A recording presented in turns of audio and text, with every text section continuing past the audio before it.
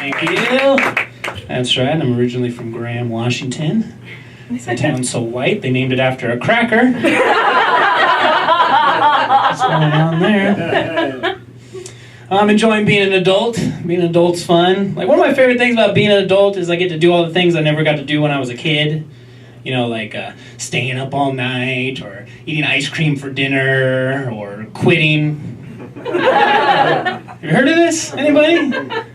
Did you know that if you suck at playing baseball, that you can just stop playing baseball and you can go home and not play baseball anymore? Because I didn't know that when I was a kid. No one told me that was an option.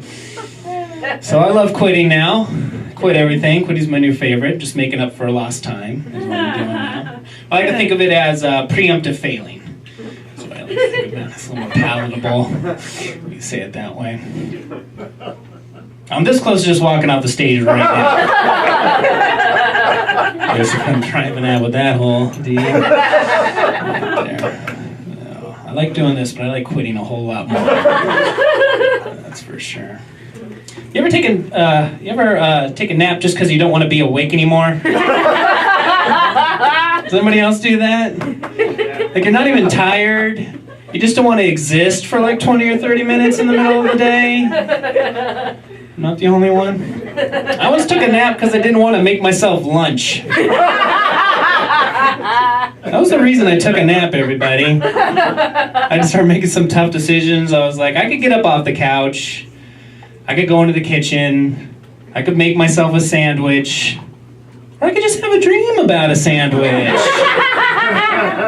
I could just stay right here on the couch. That's the one I went with, by the way, there.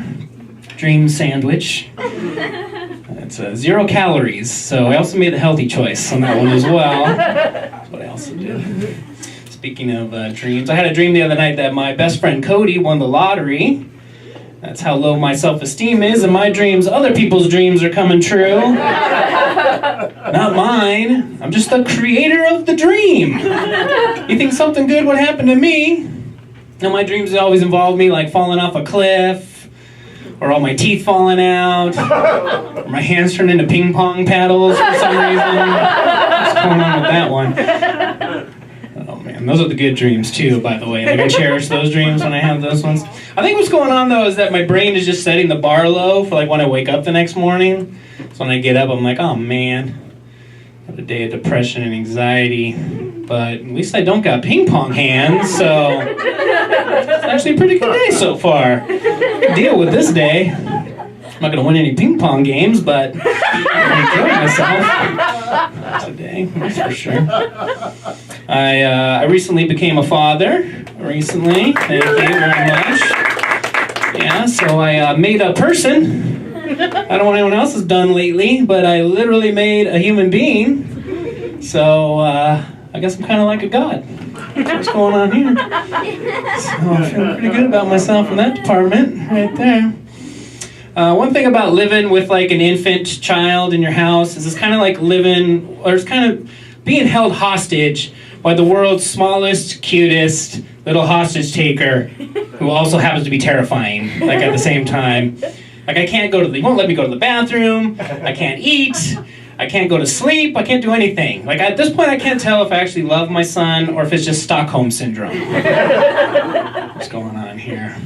Right. Daddy's little captor. Right there. Sure, his little head, he's not that tall, but baby. Like, I don't leave the house anymore. Like, I escape now. That's what I do. So I escaped to come here tonight. So what's going on? Oh, what else is going on there? There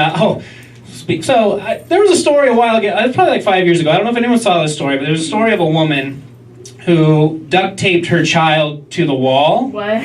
When like their child was like annoying them. Like, that's terrible, right? Like, that's like a horrible story that I was reading. And so now that I have a child, I just have to say, I get it. I would never do it. I would never do it. I think it's totally horrible. I get it a little bit, what she was doing there. Like, because kids are super frustrating to deal with, okay? Like, they never do what you want them to do, like, ever. And sometimes you just want to duct tape them to a wall. I would never do it. Like I said, it's a horrible thing. But I get it. I get what she was doing there a little bit. I know no one else is on board with me, but you've not met my son, so I think you would agree. That kid can cry all day long right there. My wife and I have had season passes to Disneyland for like the last 5 years, and now that we have a son, we are never going to Disneyland ever again. Ever, ever, ever, ever. Is that a song from Disney? Ever, ever, ever again. We're not doing that. No, because you've been to Disneyland recently. Like, there are children on every single ride. I'm not exaggerating. Like, literally. Like, Disneyland would be so great if it weren't for all those kids everywhere. Like, honestly. Like, parents are the only ones not having any fun at Disneyland. Like, parents are having a horrible time. Because the only thing breaking down more than the rides at Disneyland are the children. Usually around lunchtime, just losing it. All across, you just hear it, just like a wave of children just crying across the whole park. I think what should happen is Disneyland should just have like 1 day a month where just no children are allowed into Disneyland. That's not crazy to think, right? That's not a crazy thing, that's normal to think. No, and they wouldn't have to do anything different. They don't have to make it all adult and stuff or whatever. It's just like, just Disneyland as it is, just with no children in there at all. I think it'd just be a bunch of parents just sitting on benches. Just be silent and quiet. You hear the wind blow at Disneyland. That'd be going on there. It'd be great. It would truly be the happiest place on earth. I think.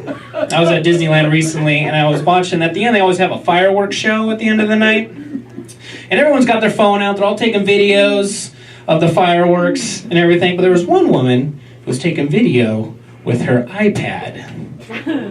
Can we stop doing that, by the way, like as a society? Like, it's a tad excessive, don't you think? I mean, it's like blowing your nose with a beach towel. So,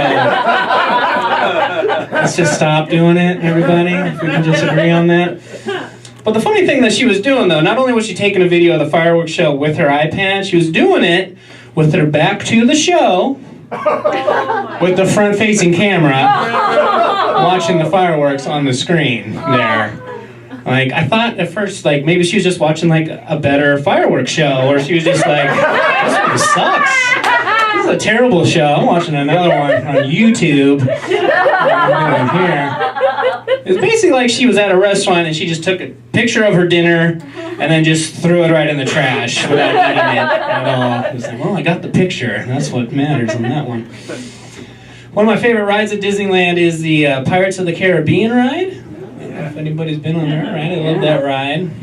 I was on it recently, though, and then for the first time I realized this is a ride celebrating rapists, murderers, and thieves. Is this really a ride for children at Disneyland? I don't know. So one of the first things you see on the Pirates of the Caribbean ride, when you come down on a little turn. The first thing you see is a pirate dunking a guy in a well named Carlos for information. Like waterboarding. Like, that's the first thing you see on the Pirates of the Caribbean ride. First thing, you come around another corner. This is 2 minutes in. You come around another corner, you see a pirate. He's auctioning off kidnapped wenches for rum. At Disneyland. That's what's going on here. And, like, every character on the entire ride is drunk, by the way. Like, for the entire ride. Like, even the skeletons are drunk on the Pirates of the Caribbean ride. I don't even know how that's possible. They don't even have organs.